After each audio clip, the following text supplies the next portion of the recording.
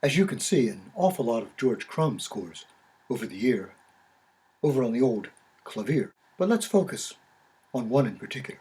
But before we do, here's one we didn't mention, Night Music 1. It's one of the earliest that is just characteristic Crumb, dating way back from 1963. And of course, here's this first picture I saw of him on the score of Ancient Voices of Children.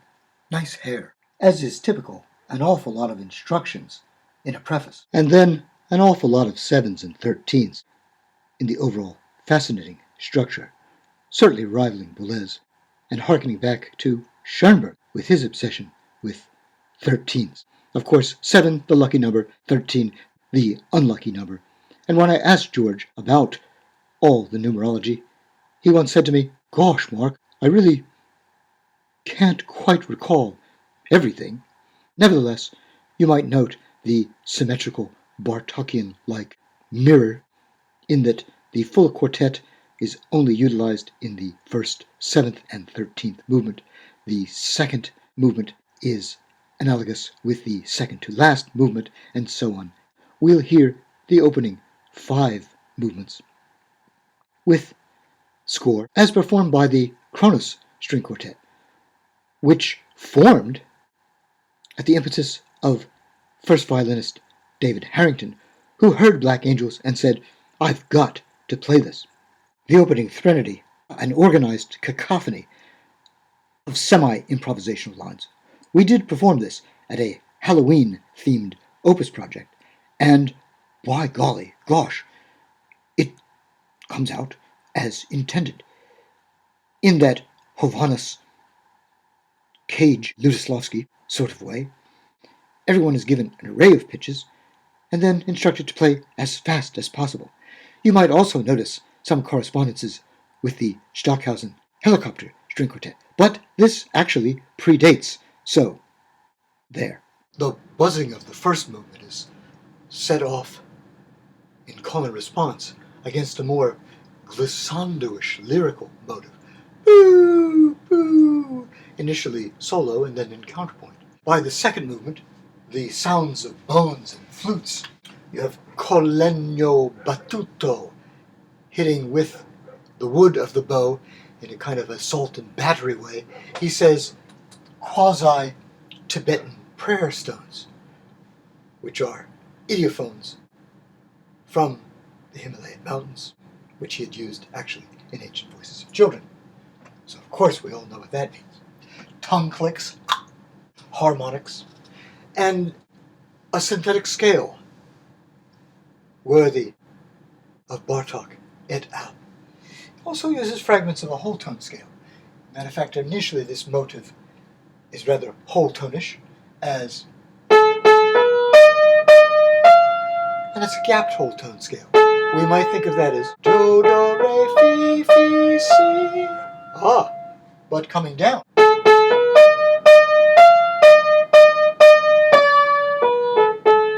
A little half step. And eventually that half step is expanded so that you get rather a lot in the middle. And so overall, a context, 3 half steps in a row. And below that, minor third. And above that, minor third. So a symmetrical construction with the bottom of the whole tone scale down there. Oh well. So overall, what could we say? Do, re, fa, fi, sol, si, ti. Haunting. Something similar in the third movement, Lost Bells, which features the scraping of a contrabass bow against a gong, a tam-tam. Best I can do is the neck of this long time ago loaned practice tambura from Terry Riley. Not at all the same. This constitutes really a theme song, a leitmotif for the piece. Also, whole tone fragments. In harmonics, so played down here, but sounding way up high. And again, a limited whole tone scale. This time, do, mi, fi. Ah, fourth movement, devil music, solo cadenza. The fourth movement and the 10th movement are analogs. Fourth as devil music, played of course by the violin, that symbol of evil since its introduction into Western culture back in the Middle Ages. Guitar has replaced it in terms of the spirit. And cello, very high for God music. We'll hear an excerpt later. Devil music, now a cadenza. And where have we come from? The second movement, sounds of bones and flutes, a trio. Yes, for first and second violin and cello. Lost Bells is indeed a duo for second violin and cello. And it is always electric instruments, amplified either with contact mics or, I've heard it performed with solid body string instruments in the analog of electric guitar. Devil's Trills, strong use of the tritone, right away as a matter of fact. That's of course that diminished fifth. Ooh. And notice several systems on the page. Why the large scores? Everyone is playing from full score, and this allows considerably few page turns. Plus, it looks cool. In romantic, fantastic style, con bravura. Sul ponticello. Sul ponticello is at the bridge, a squeaky, raspy sound. Here's one of those tritones. Gosh. All down bows, which we failed to mention with the Rite of Spring. The famous is all down bow, headbanging music, way back there with Stravinsky. And here as well, very aggressive. And as aggressive, if not more so, quotations from the Dies Irae, which in this performance are hardly discernible. I've heard other performances in which this is much clearer. Either way, fantastic, phantasmagorical. And the Dies Irae is quoted right there.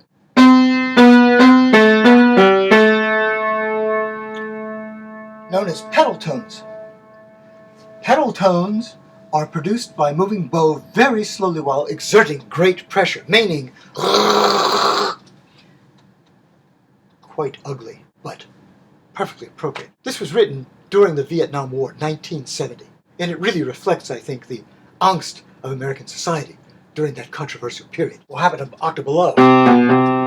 And as well, you get the electric viola an octave below. In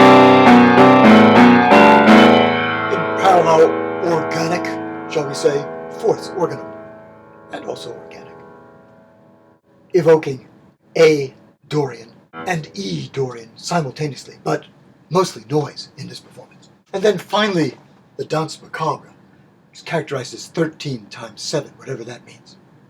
It is in 7 little 30-second notes.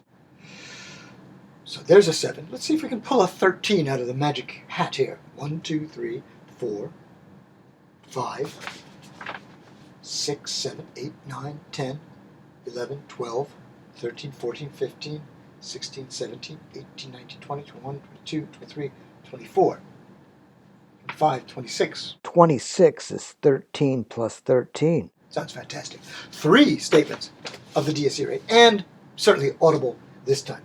We do have grotesque, satirical, we do have pizzicati, we have knuckles on the wood. This is a duo, but he calls it duo and duo alternativo. So we actually have 2 duos in call and response. Kind of cheating, but kind of clever. First duo is pizzicato, nasty, glissandi, with the accompaniment of raps. The first duo is second violin and viola. Evidently, the first violin needs a break after all the virtuosic efforts in the devil music, which arguably channels Paganini, because as you recall, he was supposedly indebted to the devil in a Faustian bargain. The duo alternativo is the Dies Irae this time, and actually very clear.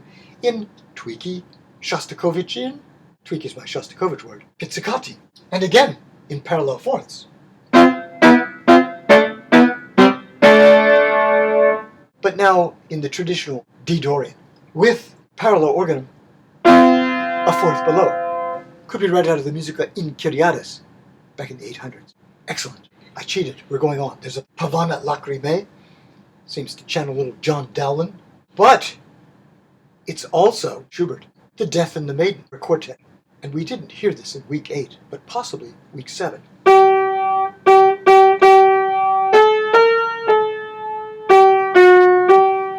And he asks to bow behind the left hand, which is incredibly difficult. And quite honestly, I know of no live performance which I have ever experienced that has taken this option. Very difficult. Perhaps the original recording. Once again, this is a little bit of a cheat. We're back to a trio, but the trio has an obbligato, solo obbligato. So the quotation from Death and the Maiden, the bottom 3 players, with this upper line, obbligato. First violin with buzzing sounds once more. The theme song, the 7th movement, Black Angels itself. Doop, doop, doop, doop. Powerful. Building up. Notice some of the lines are actually unison. And really a climax here. There's much ritualistic counting in the piece. You also heard vocal contributions by the string quartet also in the Stockhausen. But once again, who has precedence here? Sometimes it is kind of some undiscovered cultural sounds. Kai, ho! And many times in this piece, ritualized counting in various languages. And here, with the German, Aus Deutsche, really sounds like we're connecting to something dark and Nazi-ish. Counting up to 7, skipping to 13. 1, 2, 3, 4, 5, 6, 7, 30. A quick skip towards the end, just a little taste of God music, tuned water goblets. And as in devil music, accompanied. Devil music said solo cadenza accompagnata. The other 3 string instruments actually are in the mix, accompanying. And similarly here, solo aria accompagnata. There are also somehow some messianic touches, which further emphasize the mysticism. Cello is my co-pilot.